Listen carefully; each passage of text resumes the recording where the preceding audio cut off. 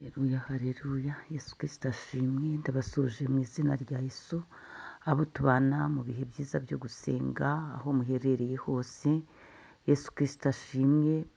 Uyu munsi Imana ibarebe neza, Imana ibanezeze. Mubone Imana mu buryo butandukanye, uyibone kuri cya kibazo cyawe igusubize. Ubone Imana ikugirira neza, igusetse wowe wari umaze igihe kirekire ufite umubabaro. Ubona Imana wowe urwaye gukize. Ubona Imana, navugaga ngo uyu munsi uhure n'Imana, uyu munsi uhure n'ukuboko kwera kwiza kw'Imana. Imana ishimwe.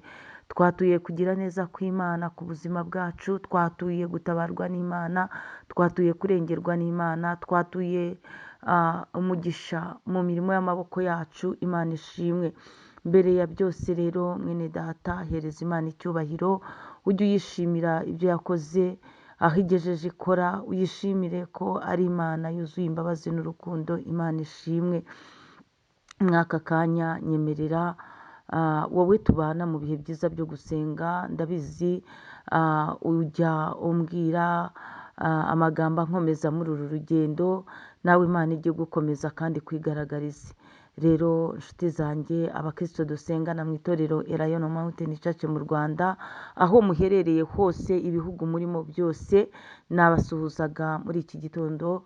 Ndababwiye ngo Imana ibanezeze, Imana ibishimire, Imana ibagirire neza, mubone ukuboko kwera kw'Imana muri gahunda zanyu zose. Imana ishimwe. Muri kumwe na Bishop Leonira, umushumba w'itorero Elayono Mountain Church mu Rwanda. Dukomeje kuba mu bihe byiza byo gusenga, twibajije ikibazo kivuga ngo se wowe wiyita nde?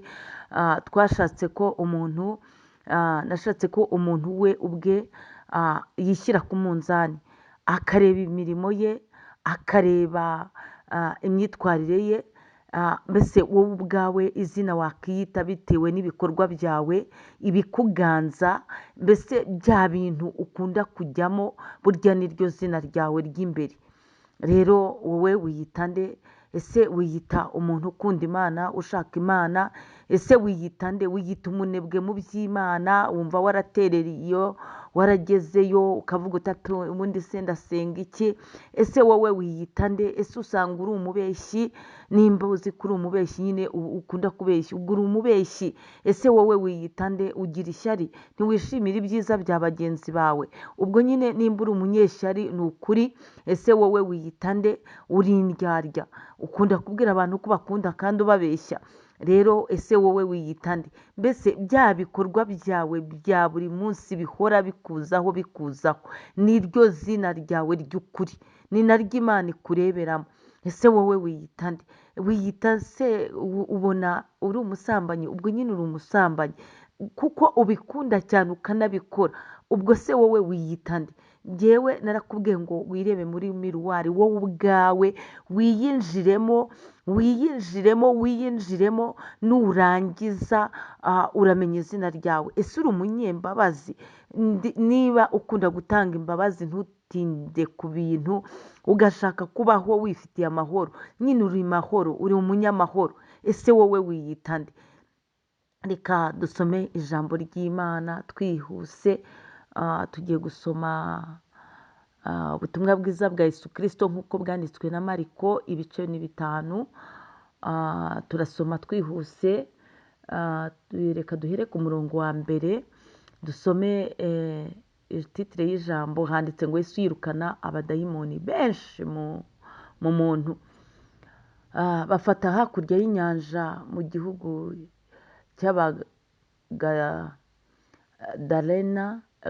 cy'Abagadareni. Yomotse uwo mwanya, umuntu utewe na dayimoni ava mu mva aramusanganira. Yabaga mu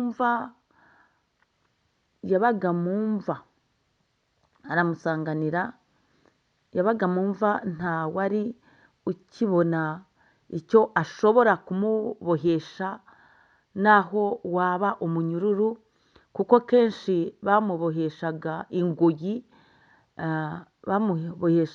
ingoyi y'amaguru n'iminyururu y'amaboko, maze ingoyi akayicagagura n'iminyururu akayivunagura.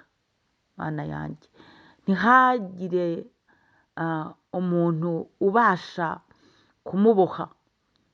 Iteka ryose ku manywa na nijoro yahoraga mu mva no ku musozi asakurizayo yikebesha amabuye. Abonye Yesu akiri kure, arirukanka aramupfukamira, ataka ijwi rirenga ati, duhuriye he Yesu mwana w'Imana isumba byose? Nkurahirije Imana, ntunyice urupfu n'agashunyaguro. Kuko yari amubwiye ati, dayimoni we muvemo. Aramubwira ati, witwa nde? Undi ati, ingabo niryo zina ryanjye kuko turi benshi. Aramwinginga cyane ngo atabirukana muri icyo gihugu. Kuri uwo musozi hari umugana w'ingurube nyinshi zirisha. Nuko baramwinginga bati, twohereze muri ziriya ngurube tuzinjiremo. Arabakundira, abadayimoni bamuvamo, binjira muri izo ngurube. Umugana wirukira ku gacuri, zisuka mu nyanja, zihotorwa n'amazi. Zari nk'ibihumbi 2. Imana itugirire neza. Imana ishimwe. Izi nkuru nemeye ko dusoma amagambo menshi kugira ngo ubashe gusobanukirwa. Yesu Kristo aha yakoze umurimo mwiza cyane. Yatabaye umuntu wari warahebwe, yari yarabaye akahebwe. Ari ryo jambo abakristo bakunda kuvuga ngo nta kure Imana itagukura. Urumva iminyururu ntiyari ikimubasha kumuboha, ndetse n'ingoyi ntizari zikimukoraho ibiziriko bikomeye.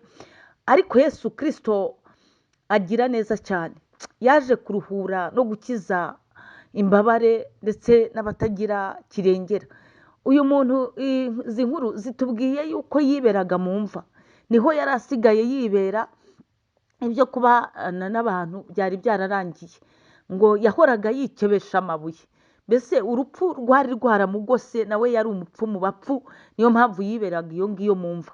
Ariko Yesu Kristo ntaho atagera. Na hahandi watawe, na hahandi bigaragara ko wapfuye byarangiye, na bwa burwayi bugaragara ko utegereje gupfa, Yesu Kristo ajya ahagera, ibyapfuye akabizura. Imana ishimwe. Navuga ngo n'uyu muntu yazuwe na Yesu Kristo. Hanyuma icyo nari ngendereye muri teme yacu ivuga ngo ese wowe wiyita nde? Nuko Yesu Kristo ageze kuri uyu muntu wishwe n'abadayimoni, abadayimoni bamereye nabi, ngo yarabirukanye. Aravuga ngo dayimoni muvemo. Hanyuma arongera abaza dayimoni ngo witwa nde? Ariko dayimoni abasha gusubiza. Dayimoni ariyizi. Dayimoni arasubiza ngo ingabo niryo zina ryanjye, ngo kuko turi benshi.